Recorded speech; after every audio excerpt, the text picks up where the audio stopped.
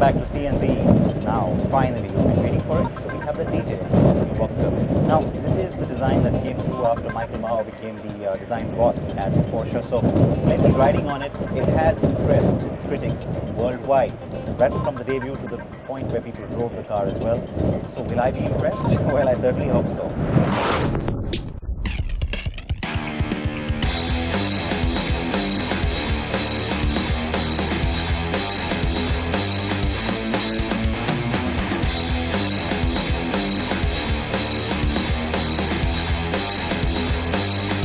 Most new generations are improvements on their predecessors. That's not rocket science now, is it?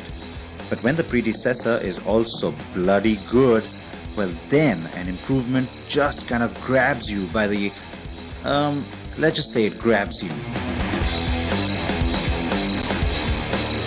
That's the new third generation Boxster from Porsche. The mid-engine roadster with an electric folding fabric top now sits on a brand new platform. This car is better in every respect than the already terrific old Boxster. First up, the new 981, as it's known within Porsche, is 33mm longer than the old car. The wheelbase though has grown 61mm. Torsional rigidity is up a massive 40%, and yet the car is lighter overall thanks to more aluminium than ever before.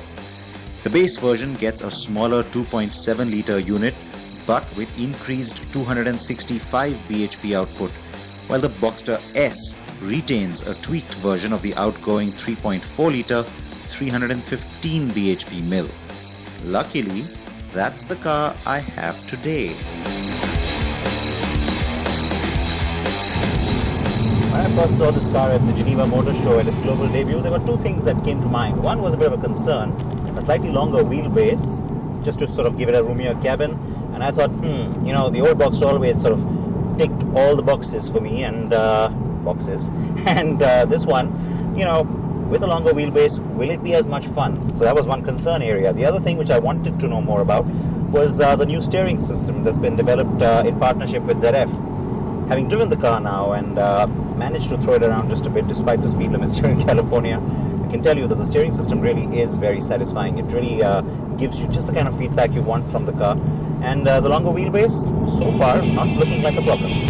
Not at all. In fact, I can safely say I am totally loving the ride. The handling, the drive dynamics, and the steering. Everything is doing what it should. Now that's a rarity in my world. The car's carbon brakes come in directly from the new generation 911 and frankly are a welcome addition too. You can get pretty much what you like in terms of add-ons by throwing in Porsche's active damping control or PASM, its torque vectoring system that regulates just how much torque goes to which wheel and when, and lots more. And there are options on the gearbox you want to get too, of course.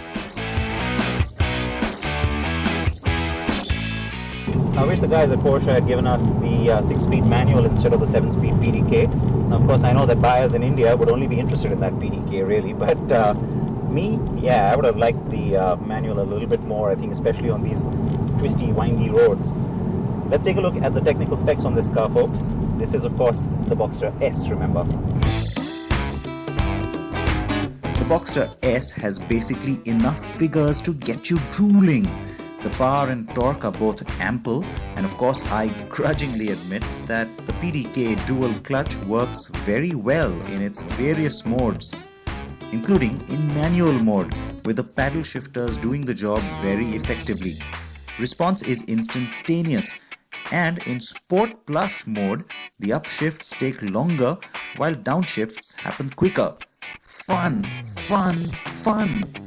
I have to say the car's change in character when driven in Sport Plus with the suspension and overall feel turning actually way sportier is quite remarkable. It's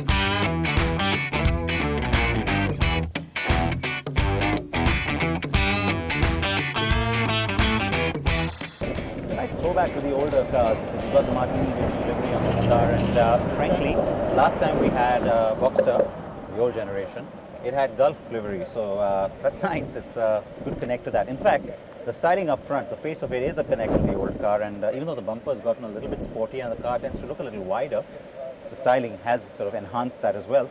It's at the side when you really start to see the big changes, and what you're seeing here is of course an expanded wheelbase, but that length increase has happened in the door, and I can tell you the Martini Racing stripes are sort of enhancing that for us today as well. Now, the wheels, remember that when a car like this comes to the Indian market, it's never going to have low profile tires like this one. This is the optional 20-inch wheels, and so I've had some fun with those low-profile tires today. Now, at the back is where you see a nice width to the car really coming through, and that is intentionally done. That's where you see a lot of the newer styling as well, especially the little sliver of chrome that comes through in the taillight and goes straight in line with the pop-up spoiler. Looks really nice, very attractive, and also very classic in a sense. So overall, styling works. It's typically Porsche. So it's bigger, better, and it's sexier? Even its butt got nicer? Oh, now come on, right? Well, the Boxster was always supposed to be the roadster for those who couldn't dream of stepping into 911 territory. But now it's just so good, some may not see that as altogether less privileged. All I can say is, if the new Boxster is so good, how much fun will the new Cayman be? This new Boxster has me smiling, and I think I'll smile every time I think of this car for some days to come. Martini Racing stripes and all. I'll have the lot, thank you very much. Of course, I'll have me some of these beautiful Pacific Coast roads too. If only wishes were horses and all that. 315 horses in this case. India's #1 news app.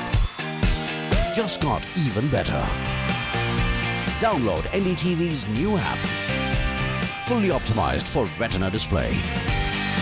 Full screen view. Faster response time. And Sudoku. NDTV's new iPad app. Download now.